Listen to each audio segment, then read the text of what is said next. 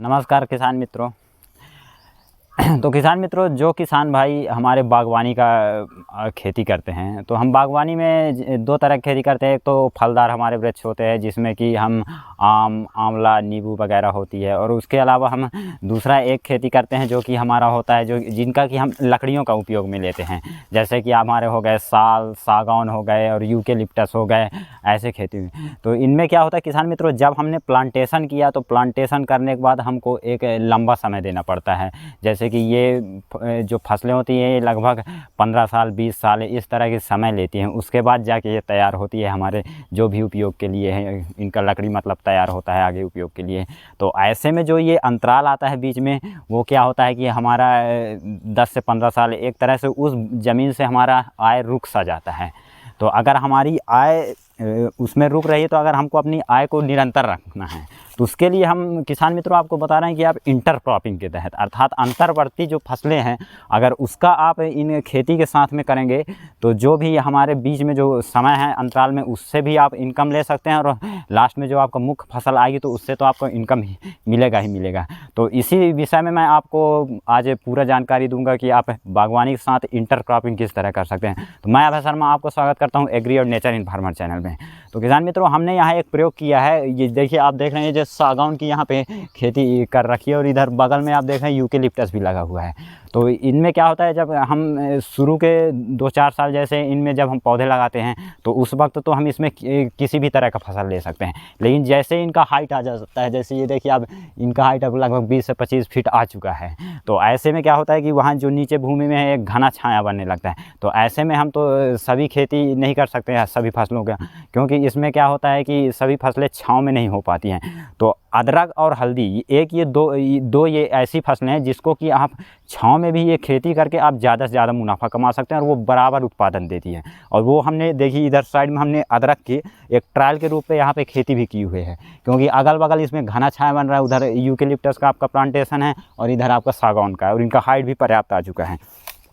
तो अगर आप अदरक की खेती का देखें तो इसमें देखिए ये हमने खेती कर रखा हो, इसमें देखिए आप अदरक की ये देखिए पौधे का साइज भी पर्याप्त, मतलब पूरा साइज भी पर्याप्त है, क्योंकि जहाँ पानी ठहरता है वहाँ अदरक की खेती मतलब ज़्यादा सक्सेस नहीं होती, उसमें कई तरह की बीमारियाँ आती है। इसलिए ऐसा प्रबंधन करें कि उसमें पानी ना ठहर पाए। और उसके अलावा अगर आप मैं इसमें कुछ किस्मों के बारे में बता दूँ तो क्या होता है कि आप स्थानीय किस्में भी इसका चुनाव कर सकते हैं जो भी आपको मिल पा रहा है। अगर कुछ उन्नत किस्मों की बात करें तो उसमें आपका हो गया जैसे कि वर्धा, महिमा, राजेश, सुरुचि, सुरभि, इस तरह की कुछ किस्में हैं ये जो उन्नत किस्में मानी जाती हैं। और इसके अलावा अगर आप इसमें खाद की बात करें तो आप इसमें गोबर खाद का प्रयोग कर सकते हैं। लेकिन आप इसमें गोबर खाद का प्रयोग अगर कम भी करें तो भी चलेगा, क्योंकि जो हमारे इंटरक्रॉपिंग में क्या होता है कि जो हमारा फसल रहता है, जैसे मेन फसल होता है सागौन हो गया आपका, जैसे या फिर यूकेलिप्टस जो भी, तो उनकी जैसे पत्तियाँ झड़ती हैं तो उनसे क्या है नीचे आपको ह्यूमस पर्याप्त मात्रा में रहती है। और रासायनिक के लिए आप NPK का यूज कर सकते हैं, और साथ में DAP और मैग्नीशियम का यूज कर सकते हैं।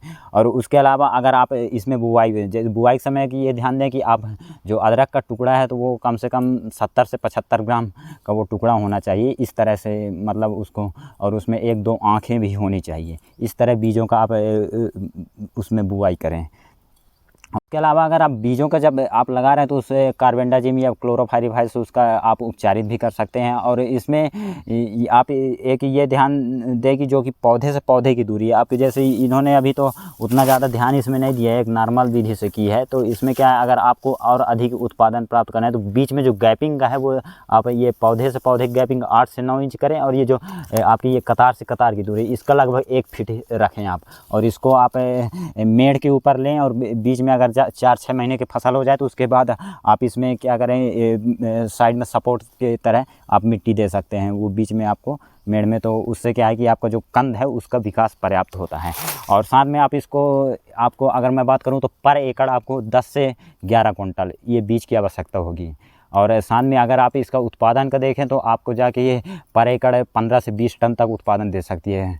तो ये एक अच्छी किस्म मानी जाती है। और साथ में इसका बाज़ार भाव भी आप अगर कम से कम आपको होलसेल में भी 20-25 रुपये आपको ये मिलेगा ही मिलेगा। तो ये एक आपका बाज़ार रेट भी उचित ही मिलेगा।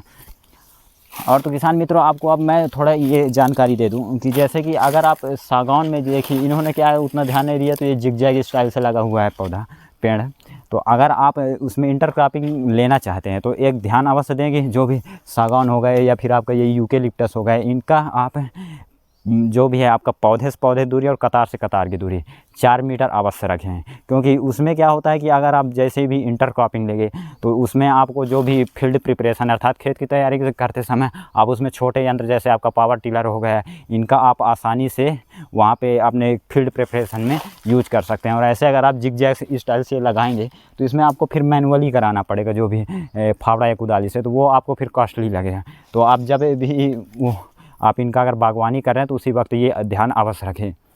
तो किसान मित्रों, मैंने आपको ये जानकारी दी जो भी आपका ये इंटरक्रॉपिंग का है आप बागवानी के साथ, तो ये प्रयोग आप अवश्य करें, ये तो मेरा आपको सुझाव है। क्योंकि आपको इससे डबल मुनाफा होगा। आपका जो मुख्य फसल आएगी साथ में आपका बीच में जो भी आपका ये इनकम रुकेगा नहीं, आपको हमेशा मतलब ये उस भूमि से आपको आपका इनकम आते रहेगा।